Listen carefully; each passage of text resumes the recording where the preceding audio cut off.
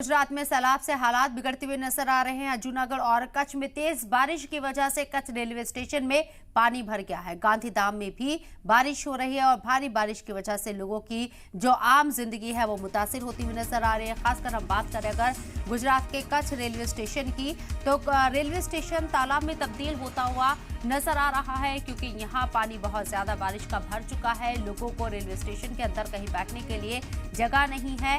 जो लोग अपनी ट्रेनें रद्द होने की वजह से या लेट होने की वजह से घंटों तक रेलवे स्टेशन में मौजूद है, उनके पास बैठने के लिए कोई जगह मैसर नजर नहीं आ रही है। क्योंकि ये तस्वीरें आप देखिए कि गुजरात में पानी का जो लेवल है, जो स्तर है, वो लगातार बढ़ रहा है और इस पानी के बढ़ते हुए स्तर से लोगों को दिक्कतें हो रही है। रिहायशी इलाकों में पानी भर रहा है, तो कई खास इमारतों के अंदर भी पानी भर गया है। खासकर हम बात करें कच्छ रेलवे स्टेशन की, तो वहां पानी की वजह से पानी रेलवे स्टेशन के अंदर भरने की वजह से मुसाफिरों को बहुत दिक्कतें हो रही हैं।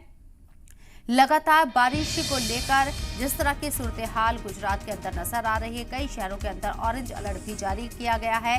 बारिश को लेकर एडवाइजरी भी जारी की गई है, लेकिन इस बीच जो रिहायशी और जो खास इमारतें हैं उनमें पानी भरने की वजह से लोगों को दिक्कतों से दो चार होना पड़ रहा है। लगातार बारिश हो रही है, मुसलसल बारिश होने की वजह से आबी सतह में इजाफा हो रहा है और ये तस्वीरें आप देख रही हैं गुजरात की कि किस तरीके से जो डैम है वहां वो लबालब भरे हुए नजर आ रही हैं और लगातार होती बारिश का पानी लोगों के घरों में दाखिल हो रहा है।